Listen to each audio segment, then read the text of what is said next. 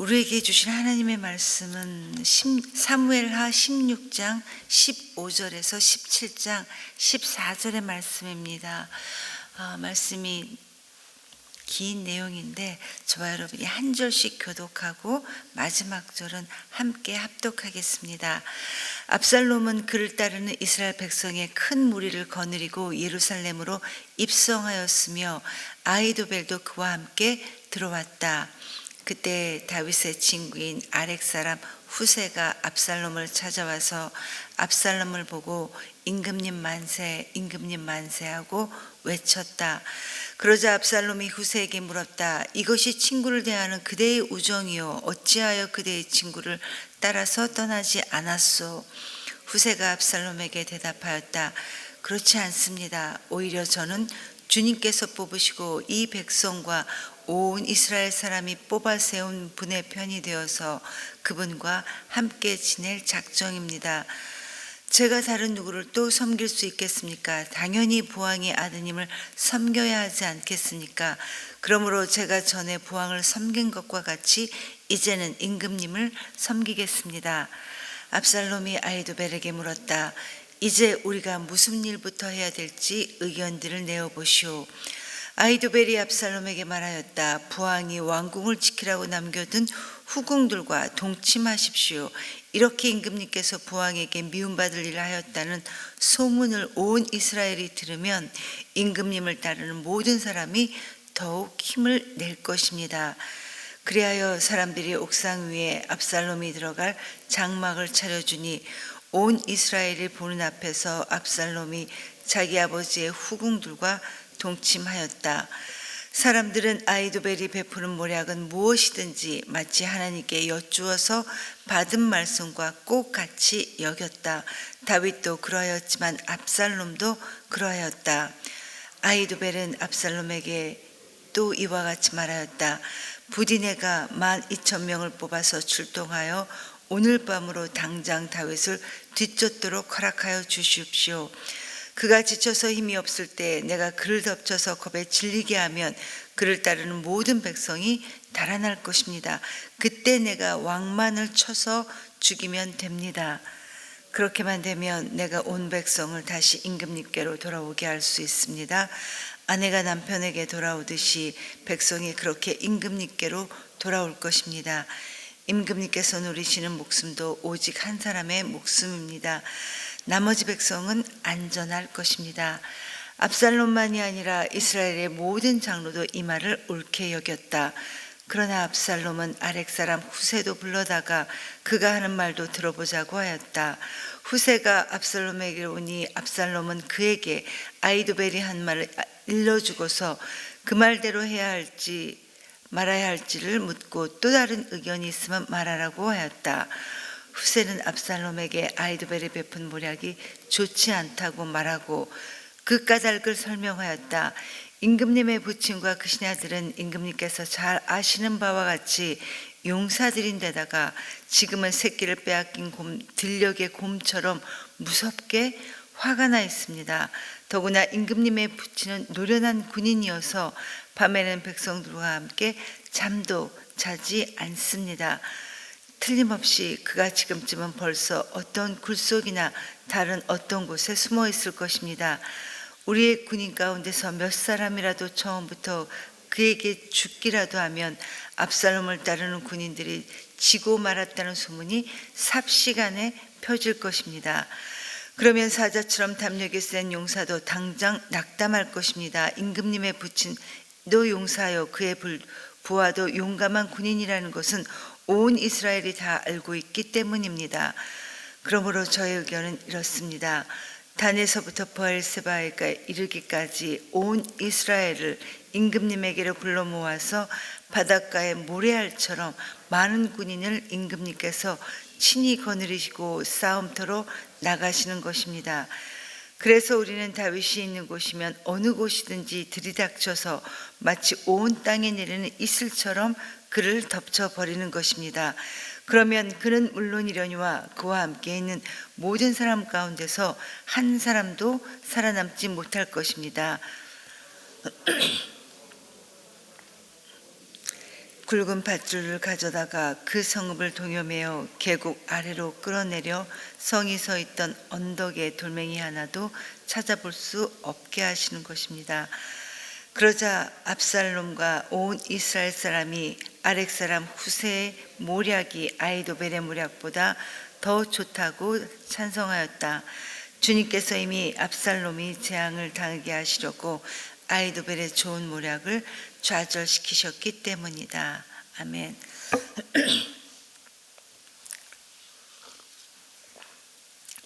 긴 내용이었습니다. 사무엘하 15장부터 계속해서 우리는 다윗의 아들이 그 아버지 다윗에 대한 반란을 일으키는 과정들을 우리가 살펴보고 있습니다.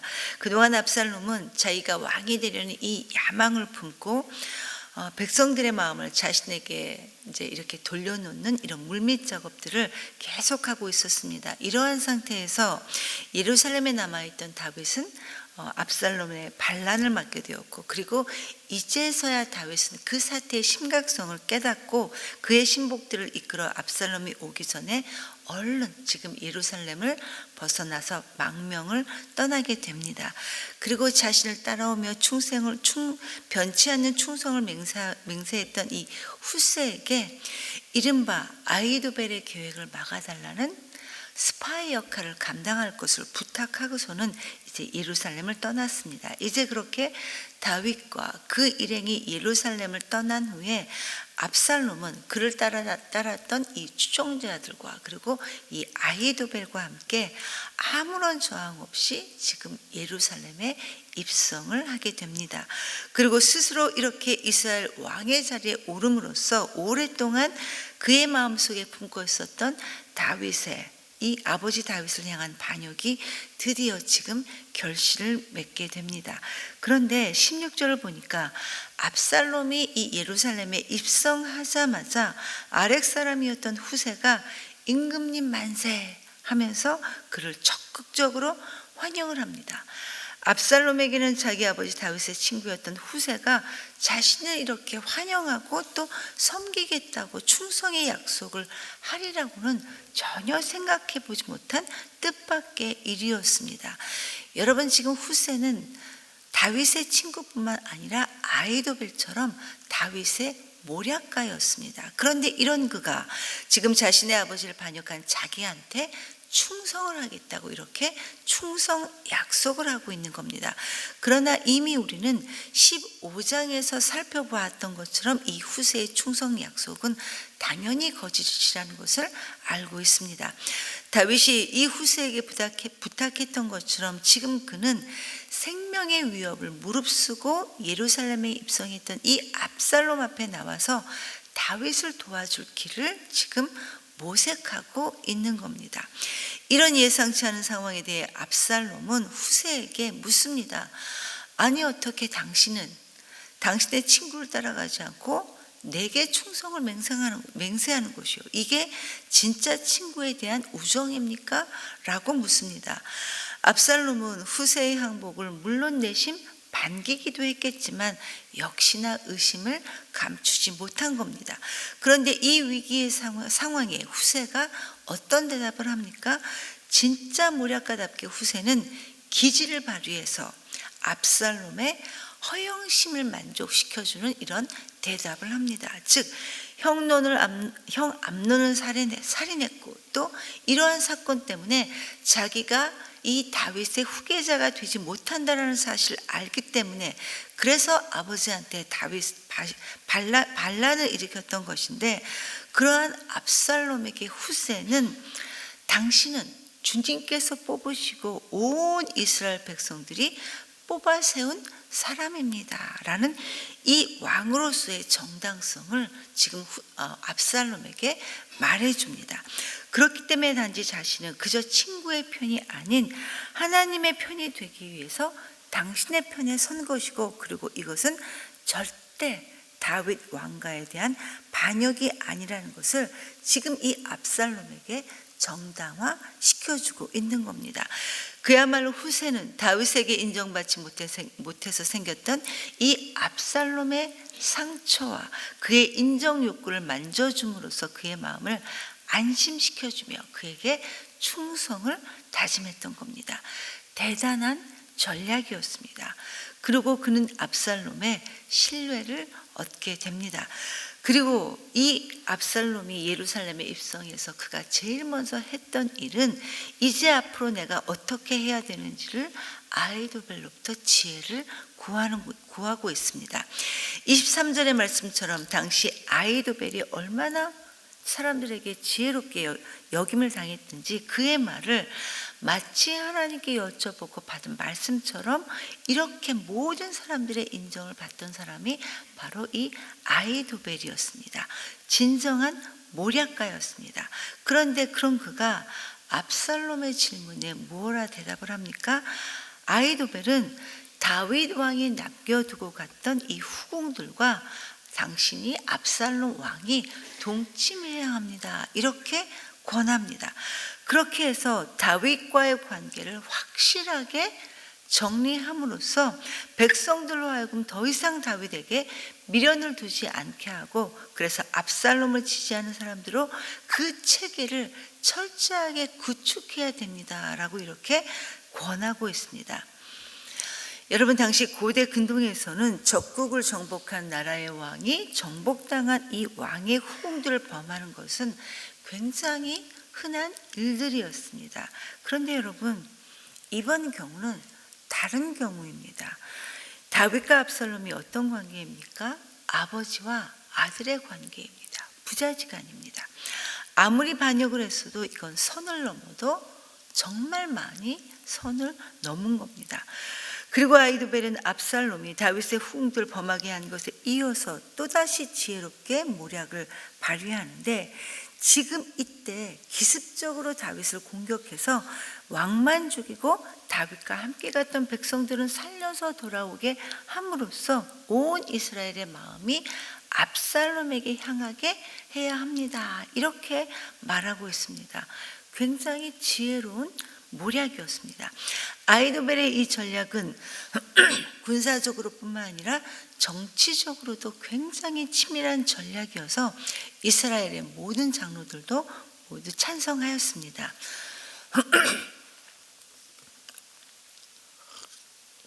그리고 이제 다윗은 그 인생에서 가장 위험한 위기에 놓이게 되었습니다.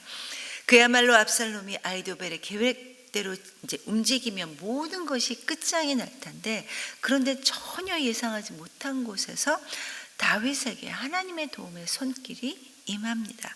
그리고 그건 놀랍게도 압살롬 자신의 마음이었습니다. 무슨 생각이 있었던지 몰라도 이 압살롬은 아히도벨의 모략을 듣고 모든 사람이 진짜 맞습니다. 이렇게 찬성했음에도 불구하고 잠시 멈칫하면서 다윗의 친구였던 이 후세의 계획도 듣자라고 마음에 먹었던 겁니다. 진짜 이상한 일입니다. 사실 여러분 아히도벨의 계략은 정치적으로도 또 군사적으로도 굉장히 탁월한 계획이었습니다. 압살롬 자신도 물론 알았을 겁니다. 그런데 또 다른 한편으로는 자기가 아닌 아히도벨이 다윗을 죽이면 그 영광이 아히도벨에게로 돌아갈까 봐 아마 그래서 그랬는지는 몰라도 후세의 의견도 함께 들어보자 이렇게 자청했던 겁니다. 그리고 이에 대해 후세는 아히도벨의 계략이 좋지 못하다 이렇게 이런 지하에 말하고 있습니다. 그리고 그게 왜 좋지 못한 것에 대한 이 근거를 말하고 있는데 첫 번째로 아히도벨은 다윗에 대해 과소평가를 하고 있다는 겁니다. 지금 자기 아버지 다윗이 얼마나 지혜롭고 이 전쟁에 얼마나 용맹스러운 사람인지 물론 지금은 도망갔지만 그러나 지금 그의 상태는 마치 새끼를 빼앗긴 곰처럼 그렇게 분노한 상태일 텐데 이런 다윗을 당장 쫓아간다는 것은 위험하다라는 이야기입니다. 그리고 두 번째로 다윗은 노련한 사람이라는 겁니다. 노련한 군인이었기 때문에 아마 지금 그는 백성들과 함께 머물러 있지 않고 어디 숨어 있을 것이 분명하기 때문에 설령 우리가 그를 죽이러 군사를 보낸다 한들 다윗을 찾을 수는 없을 것이다, 이렇게 말하고 있습니다. 그리고 세 번째 마지막으로 지금 군사를 행여나 이끌고 쫓아가서 다윗을 혹시라도 죽이지도 못하고 오히려 역습을 당하게 되면, 그래서 압살롬의 군대가 피해를 당한다면 압살롬을 따랐던 모든 군사들의 위기가 상당히 떨어질 위험이 있다라는 것이 그 마지막 이유였습니다. 모든 게 그러하듯 팀의 사기라는 것이 굉장히 중요한 것인데, 이 중요한 타이밍에 행여라도 실패한다면 이 거사는 결국 실패로 돌아가고 만다는 것이 바로 이 훗세의 이야기였습니다. 그리고 나서 훗세는 자신의 계획을 말합니다. 11절에서 훗세는 압살롬에게 단에서 브엘세바까지라는 이 매력적인 표현을 사용합니다. 온 이스라엘. 그래서 온 이스라엘을 압살롬에게로 불러 모아들여서 바닷가의 모래알처럼 많은 군인들을 직접 거느리고 싸움터에 나가야 합니다, 이렇게 말하고 있습니다. 단에서 브엘세바까지 온 이스라엘에 이르러 이제 아버지 다윗이 아닌 당신이 이 이스라엘의 왕이 되었으니 왕답게 큰 군사들을 거느리고 나가서 다윗뿐만 아니라 그와 함께 했던 모든 자들을 직접 죽여야 한다는 것입니다. 상상만 해도 영웅적인 모습을 지금 압살롬에게 이렇게 자극하고 있는 것입니다. 아히도벨은 고작 해봐야 12,000명만 보내서 다윗만 죽이자, 이렇게 그래서 오자, 이렇게 했는데 훗세는 온 이스라엘 군세를 바닷가의 모래알처럼 많은 군세들을 모아들여서 대군을 만들어서 직접 당신이 전쟁터에 나가 싸워야, 다윗을 죽여야, 이렇게 해야 된다라는 겁니다. 그러나 여러분, 훗세의 이 의견은 사실 다윗 일행이 안전하게 숨어서 전열을 다시금 재정비할 수 있는 이런 시간을 벌어주려 하기 위한 그런 계략입니다. 그야말로 전략가답게 훗세는 압살롬의 자만심과 영웅심을 자극하고 있습니다. 압살롬으로 하여금 자신이 군대를 이끌고 나가 싸워 승리하는 멋진 장면을 상상하게 만든 겁니다. 그리고 결국 압살롬은 아히도벨의 계획을 버려버리고 자기의 심정을 잘 이해해주고 만족시켜 주었던 이 훗세의 말을 따르기로 결정했고, 성경은 이에 대해 하나님께서 압살롬에게 재앙을 당하게 하시려고 아히도벨의 좋은 모략을 좌절시키셨기 때문이다 라고 이렇게 증거하고 있습니다. 하나님의 다윗을 향한 자비의 손길이었습니다. 다윗은 15장 31절에서 하나님께 주님, 부디 아히도벨의 계략이 어리석은 것이 될 수 있도록 도와주십시오, 이렇게 기도했던 이 내용이 바로 응답받은 것이 오늘 우리가 살펴보았던 내용이었습니다. 성도 여러분, 우리 생각에는 늘 우리 인간이 역사를 쓰는 것 같지만 그러나 그렇지 않습니다. 모든 역사는 우리가 인정하고 있다시피 하나님께서 이끌어 가십니다. 그렇기 때문에 우리가 무엇을 결정하고 그 결정과 우리가 하는 모든 일들 가운데 하나님의 분명한 뜻이 있다는 것을 믿고 우리는 그저 주님의 일하심을 기대함으로 순종하며 따라가야 할 것입니다. 오늘도 저와 여러분이 이 믿음을 갖고 주님 앞에 믿음으로 서 있는 하루가 될 수 있기를 간절히 기도합니다. 이 시간 주신 말씀을 기억하면서 함께 기도하겠습니다. 하나님, 늘 주님은 우리와 함께 하시는데 우리는 자꾸 그것에 대해 놓치고 살아가고 있습니다. 상황이 이래서 과연 주님이 나와 함께 하실까? 이렇게 늘 질문하고 의심할 때가 참 많이 있습니다. 주님, 이런 우리를 불쌍히 여겨주셔서 어떠한 상황 가운데서도 항상 주님의 선한 뜻이 있음을 믿고 겸손하게 하나님을 의지하며 은혜를 구하는 지혜로운 우리가 될 수 있도록 하나님 우리를 도와주시옵소서. 이렇게 기도하시고 오늘은 가정을 위해 기도하는 날입니다. 결국 다윗이 범죄했던 이 사건으로 시작된 이 모든 죄악들은 누이를 강간하고 형제를 살인하기까지, 그리고 이러한 범죄에 대해 아무 말도 하지 않았던 다윗의 무책임함에서 이 모든 것들이 여러분 비롯되었습니다. 주님, 우리로 하여금 하나님 앞에서 부모된 우리가 먼저 잘 살 수 있도록 도와주시옵소서. 그래서 가정이 먼저 주님의 말씀으로 세워줄 수 있도록 도와주시옵소서. 이렇게 기도하시고 마지막으로, 여러분 요즘 세계 정세가 정말 심상치 않습니다.